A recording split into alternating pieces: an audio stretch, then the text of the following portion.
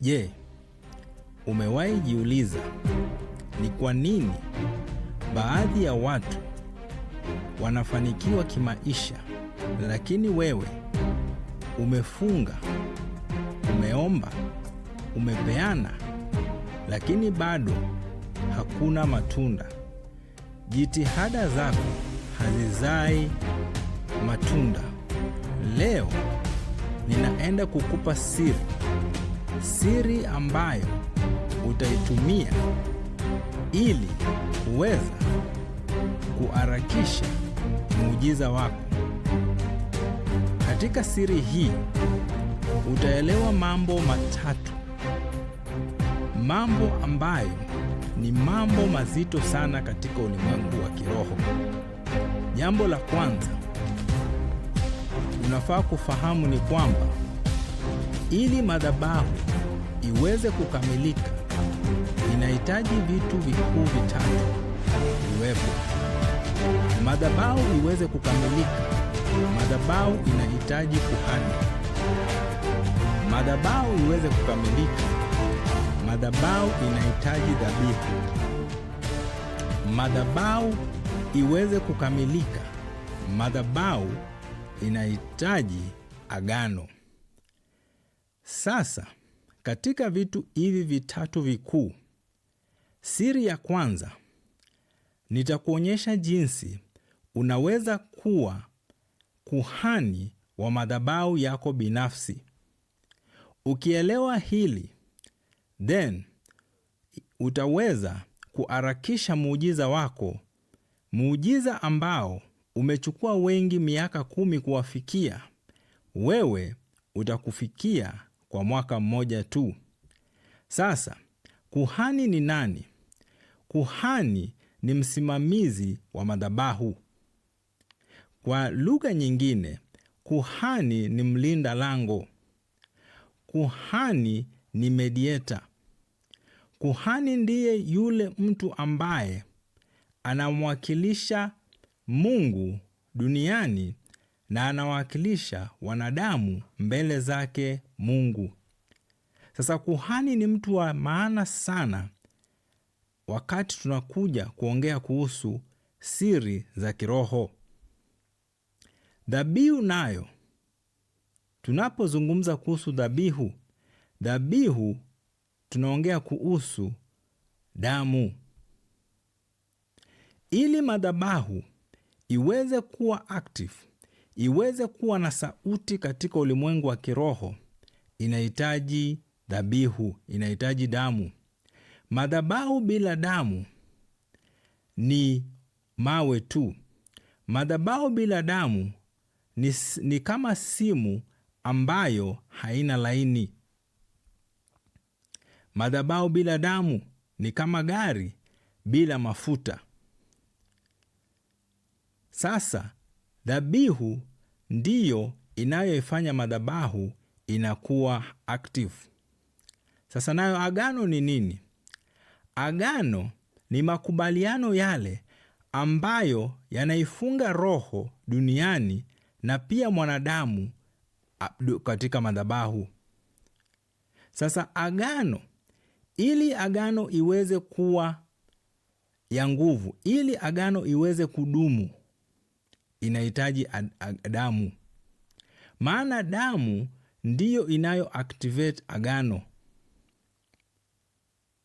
Agano ndilo linalomfanya Mungu kujipeana katika shughuli za mwanadamu hapa duniani, ikiwa agano hilo limekuwa sealed na damu. Maana madhabahu ni meza ya makubaliano. Ni sehemu ile ambayo contract zinasainiwa. Bila madhabahu hakuna agano. Bila agano hakuna damu. Bwana Yesu asifiwe. Sasa katika ulimwengu wa kiroho hauongozwi na hisia. Ulimwengu wa kiroho hauongozwi na kelele. Ulimwengu wa kiroho hauongozwi na kilio. Ulimwengu wa kiroho ni ulimwengu wa sheria. Na katika ulimwengu wa kiroho kuna jurisdiction, kuna mipaka ambayo haivukiki. Haleluya! Sasa damu ndiyo passport, ndiyo inayovukisha roho duniani, na damu ndiyo inayomfanya mwanadamu kuhusika na ulimwengu wa pili. Sasa madhabahu ni place of exchange, ni sehemu ile ambayo mwanadamu analeta dhabihu in exchange ya kitu fulani.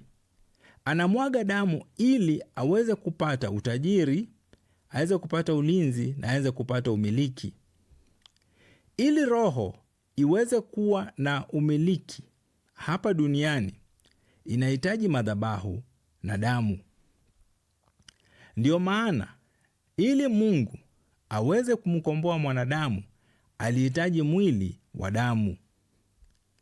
Sasa damu ndiyo currency katika ulimwengu wa kiroho. Katika ulimwengu wa kiroho, dola haina thamani, dhahabu haina thamani, silver haina thamani. Kitu kilicho na thamani katika ulimwengu wa roho ni damu. Bwana Yesu asifiwe. Sasa ungana nami wiki ijayo nitakapoenda ndani kwa swala hili la damu. Na kama uko pale na ujumbe huu umekugusa na haujampokea Bwana Yesu, ningependa kukupa nafasi hii. Rudia nyuma yangu, sema: Bwana Yesu, mimi ni mwenye dhambi, niko mbele zako, nisamehe leo dhambi zangu zote na makosa. Futa jina langu kwa kitabu cha hukumu, andika jina langu kwa kitabu cha uzima. Nimekupokea Yesu uwe Bwana na mkombozi wa maisha yangu, kuanzia leo na hata milele. Amen and amen. Na kama uko pale ndugu, na ujumbe huu umekufungua macho, umeelewa jambo ambalo huku umelielewa, then bonyeza subscribe button, na pia niandikie ujumbe katika comment section ya kusema ya kwamba amina, amina, amina mara 3.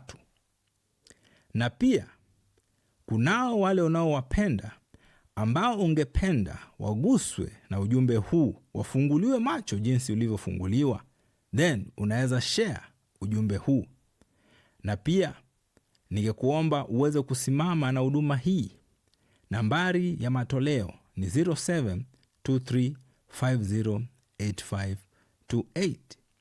Kuongea nami ana kwa ana, tumia namba hii 0723508528. Tuonane tena wiki ijayo, and shalom.